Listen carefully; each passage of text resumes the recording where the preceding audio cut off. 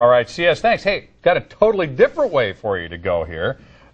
What if you're out hiking and you happen to, get hungry and there's no pizza restaurant anywhere close by? Well, then you need to pick up a copy of Hank Shaw's book, Hunt, Gather, Cook, trying to get us back to, literally, to our roots. How you doing? I'm doing good. How are you? Fantastic. Good to see you. Okay, so this book that you've written here is based on experience. You've traveled around the country, walking out through the forest, along the lakes, along the oceans and everything, hunting, gathering, and cooking what you find. I've had the fortune to live in pretty much every region of the country, and so everywhere I go I do fishing and foraging and even some hunting, because I'm always trying to figure out what I can eat that's, A, it's a little cheaper than the supermarket, and B, it's better. Well, what was the main motivation? Because you were born and raised originally where? In the Northeast in New Jersey. In New Jersey, and you originally, that's where you were born, but then you live in Sacramento now. Right, I live in Sacramento. So, I mean, they do have restaurants there, you know that. They do. They do, and very good ones. Yeah. So what was the motivation here? It's kind of like I like to zig where other people zag, and I was born to it. My mom taught me how to fish. Okay. And my mom was born into the Depression in Massachusetts, and so times were very hard then, even harder than now. And so she had to fish and forage just to make ends meet. And so that was always part of her upbringing, and she So it's in your genes somewhere. That's yeah. interesting, because a lot of times there is a backstory there. Okay, let's talk locally here for a second, then we'll talk about other wild stuff that you've eaten around the country. But I've noticed manzanita in there. Now, I've got it all over my property.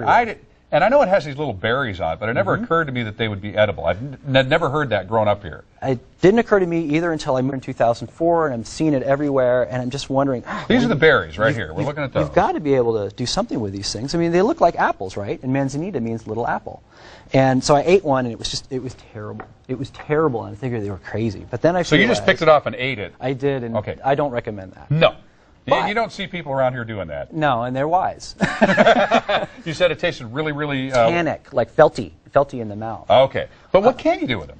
What you do is you make like a drink out of them. So you take the little apples and you pour boiling water over them, and then you let them steep for about an hour. So you don't crush them or anything? You just pour boiling water over them? But they're hard. Now try to crush that with your fingers. See, it's hard. Yeah, it's pretty hard. That would be hard to crush. But the boiling water softens them up. But there is juice coming out of it. There is, and that's what you want. Not going to lick my fingers. Yeah, it's not poisonous. Okay. So then you crush them just with a potato masher, and then you get basically a manzanita cider. And then there's going to be a little debris that you have to just filter off through a paper towel. It's real easy. And then you mix it with sugar, and you get this nice golden manzanita syrup. Okay. And it's a most amazing ingredient. Now I'm going to pour you manzanita I'll soda. be happy to try it. And I bet you're going to identify what this tastes like. And it's disturbingly like a very common commercial soda. So you pour a little bit of the syrup in there. It's very syrupy. Well, it is. Okay. This is the base for the soda. And then you add a little seltzer. And then you just, depending on how sweet you want, that's probably about right. Okay. Oh, all right. Well, I know what it looks like.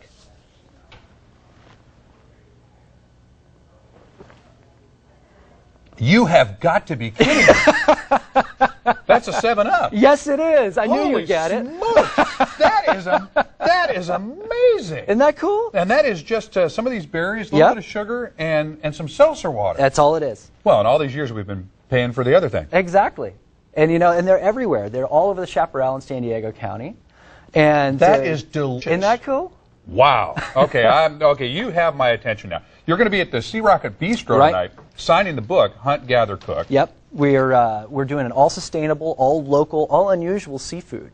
So it's going to be a lot of the stuff that's very, very local to here that you may not have always had, like spot prawns and spider crabs and sardines and even sea urchins. Now, sea urchins, if people are into sushi and that type, they might know about the sea urchins, but otherwise, people just look at them as little spiny things that are kind of an annoyance, something you definitely don't want to step on. No. But you say they're world famous from San Diego. San Diego has the best fishery in the world for sea urchins. People come from all over the world to try the sea urchin here. And because they're plentiful, they are sustainably raised. Or, I mean, they're not raised, they're not farmed, they're sustainably gathered. And they're just so fresh. And because sea urchin can go from very, very good to very, very bad like that. Very quickly. Yeah. Talk to me about maybe something else that you've tried, like the experience that you have with the berries. Because we don't recommend that people, without knowing what they're doing, go out and just grab stuff and eat it. You could get something that's poisonous. It really can hurt you. You have to be sure of what you're doing. It's not super hard. It's not that much different from the difference between an iceberg lettuce and a cabbage. Like, you know the difference. And once you get to know wild plants, you get to know the same So thing. you've eaten something in the past, something else that didn't work out? Yeah, just last week I tried sweet Sicily, which is supposed to taste like, boom, like licorice, right? It's this root that grows in the Sierra Nevada mountains. And so I boiled it, and I did exactly what I was supposed to do, and I'm thinking, this doesn't smell like licorice. So I tasted it. It tasted just like a wet root. Okay. So all of the recipes have been tested and tried. Yes, in that book, all are tested and tried. Hey, great to see you. Thank you so much. That is absolutely an amazing discovery. Isn't that cool? Yeah, that's very cool, and that's something we can do right here in San Diego. So Exactly. pick up the book, Hunt, Gather, Cook. Have some fun, get reconnected with the environment, and you might find something really tasty in the whole process. Sea Rocket Bistro, Yep, tonight. Tonight. See you there. Thanks. Thanks again. All right, up.